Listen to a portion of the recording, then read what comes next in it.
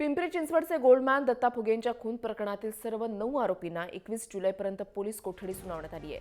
तर फरार संशयितांचा पोलीस शोध घेत आहेत. गुरुवारी रात्री दत्ता फुगेंचा दगडानं ठेचून निर्घृणपणे खून करण्यात आला होता. खात्या घरातून अपहरण करून खून केल्याचा आरोप फुगे यांच्या पत्नीनं केलाय. तर चिटफंड घोटाळ्यातून फुगेचा खून झाल्याचा अंदाज पोलिसांनी वर्तवलेला आहे. 1 कोटी रुपयांच्या सोन्याच्या शर्टमुळे दत्ता फुगे रातोरात फेमस झाले होते. अतुल मोहिते, बाळा वाळके, शैलेश वाळके, बापू वाळके आणि त्याच्या 7 ते 8 साथीदारांचा यामध्ये सहभाग असल्याचा आरोप फुगेंचा मुलगा शुभम फुगे याने केलेला आहे.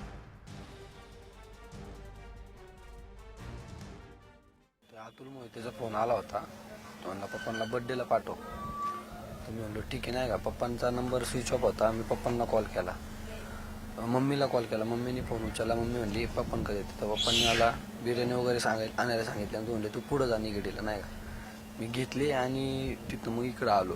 तिथं बघितलं तर असं डायरेक्ट हे झालं. ते अतुल मोहिते आणि ते मार होते, डायरेक्ट दगडी मार होते, डोके बिके कोयते बिते होते. जसं मी गेलो त्यांनी बघितलं, डायरेक्ट पळापळ झाली त्यांची. एकूण किती लोक 10 ते 12 जण होते. आणखी कोण कोण तुझ्या ओळखीतले त्यामध्ये? अतुल मोहिते, शैलेश वाळके, परत बाबू वाळके, बाळा वाळके, कक्का ढोलपुरे, परत अमोल पठारे. माझी इतर 4 जणांची नावं नाही माहिती. त्याचे पुतणे 2 आणि बाळा वाघे, तो बाळा घेऊन आहे का,